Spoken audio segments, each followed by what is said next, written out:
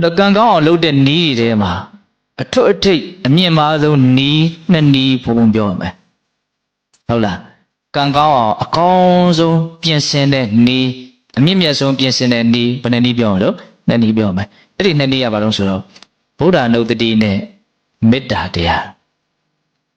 ဗုဒ္ဓနုတ္တိဆိုတာကမြတ်စွာဘုရားရဲ့ဂုဏ်အည်အသွေးမြတ်စွာဘုရားရဲ့အလွန်မြင့်မြတ်ဖြူစင်တဲ့အကြောင်းအရာတွေကိုစဉ်းစားဆင်ခြင်တာဣတိပိသောဘဂဝါအရဟံသမ္မာသမ္ဗုဒ္ဓောရရနော်ဝိဇာစရဏသမ္မနောသူကတော်လောကဝိတုနှုတ်တော်ပုရိသဓမ္မတရတိတတ္ထဒေဝမနုဿာနံဗုဒ္ဓဘဂဝါ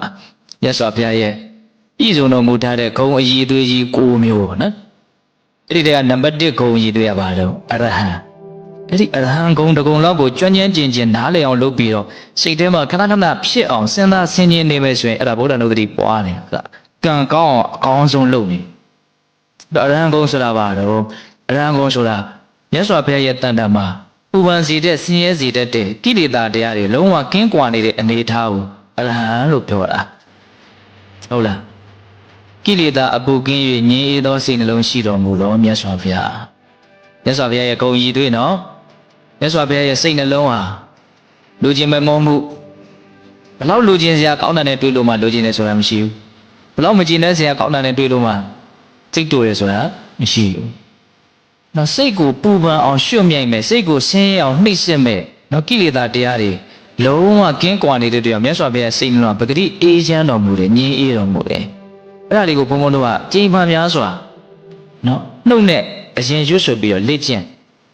အရဟံကိလေသာအပူကင်း၍ငြိမ်းအေးတော်မူသောမြတ်စွာဘုရားဒီလောက်ဆိုလို့ရှိရင်တော်ကောင်းနေပြီနော်အရဟံဂုဏ်ရဲ့အဓိပ္ပာယ်၅မျိုးတောင်ရှိတယ်စိတ်ကိုယ်ရမှာတော့မကောင်းမှုကိုပြုတော်မမူသောလို့လည်းအဓိပ္ပာယ်ရတယ်ဘတုမရှိသောဂုဏ်ကျေးဇူးတွေရှိတဲ့အတွက်ကြောင့်တတ္တဝအားလုံးတို့ရဲ့ပူဇော်ထုကိုခံယူတိုက်တယ်ဆိုတဲ့အဓိပ္ပာယ်လည်းရှိတယ်အရဟံဂုဏ်အဲ့ဒီတည်းကဘုံဘုံတို့အကြိုက်ဆုံးကတော့အရဟံဆိုတာပါလေစိတ်ထဲမှာလောဘဒေါသမောဟလုံးဝကင်းကွာနေတဲ့သဘောလေးအပူမရှိလို့ငြိမ်းအေးနေတယ်အရှုပ်တွေမရှိလို့ရှင်းနေတယ်ဆင်းရဲတာတွေမရှိလို့ချမ်းသာနေအဲ့ဒီအနေအထားလေးကိုအာယုံပြုနိုင်ဖို့လိုတယ်အဲ့ဒါကံကောင်းအောင်လုပ်နေတာအဲ့ဒါပရိစိတ်အရဟံကိလေသာအပူကင်း၍ငြိမ်းအေးတော်မူသောမြတ်စွာဘုရားပရိတလုံးချပရိစိတ်ရင်ဘာအကျိုးရှိတော့အနည်းဆုံးတော့108ခေါက်တော့ဆင်ခြင်မိမယ်လေအဲ့တော့အရဟံလို့ဆိုနေတာတဲ့ဘုံဘုံကတော့အဓိပ္ပာယ်လေးပါတွဲပြီးတော့ဆိုနိုင်ရင်ပို့ပြီးတော့သဘောကျတယ်အရဟံကိလေသာအပူကင်း၍ငြိမ်းအေးတော်မူသောမြတ်စွာဘုရားတခါလည်းပါအောင်လို့နော်ဒါဘာလို့တာတော့ကံကောင်းအောင်လုပ်တာကံစိတ်ဥဒုအာရအကြောင်းတရားတွေကိုကောင်းအောင်ပြင်နိုင်မှဘုံဘုံတို့ရခြင်းတဲ့အကျိုးရလဒ်ကောင်းတွေထွက်မှာတရားကိုမြင့်ချင်မပြတ်နဲ့ဟုတ်လားဟုတ်ကံကောင်းအောင်လုပ်ကံပြီးတော့ပါလားအော်ကံကောင်းအောင်နှစ်နည်းပြောမလို့ပြောနော်တနည်းရပါဆိုမေတ္တာတရားနော်ကိုယ်စေတနာလေးတွေဖြူရှင်တန်ရှင်းနေအောင်ကိုယ်ကံတွေမြင့်နေအောင်ကံတွေအဆင့်အတန်းရှိအောင်မေတ္တာထားရမယ်တတ်တော်အားလုံးရဲ့ပုံမှာချမ်းသာစေခြင်းနဲ့ကောင်းစေခြင်းနဲ့စိတ်ကလေးကိုမေတ္တာလို့ခေါ်တာနော်မေတ္တာကိုချစ်ချင်းနဲ့ရောထွေးပြီးတော့အတိတ်ဘယ်ကိုတချို့ကကောင်းကောင်းနားမလည်ကြတာရှိတယ်မေတ္တာဆိုတာတတ်တော်အားလုံးရဲ့ပုံမှာချမ်းသာစေခြင်းတာ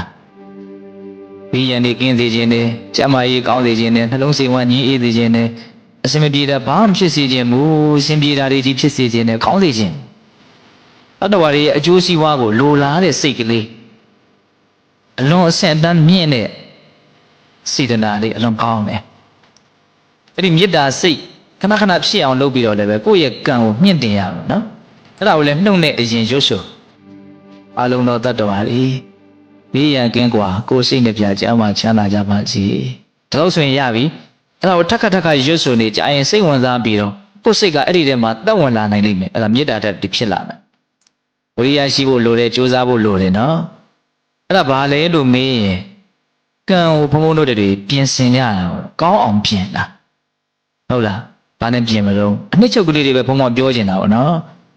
ဘုရားနုတ္တိနဲ့မေတ္တာမြတ်စွာဘုရားရဲ့ဂုဏ်အည်သွေးကိုစဉ်းစားဆင်ခြင်ခြင်းနဲ့တတ္တဝါတွေရဲ့ပုံမှာကောင်းစေခြင်းတဲ့စိတ်ထားခြင်းပေါ့ဟုတ်လားဒါဆိုရင်ကံကောင်းမယ်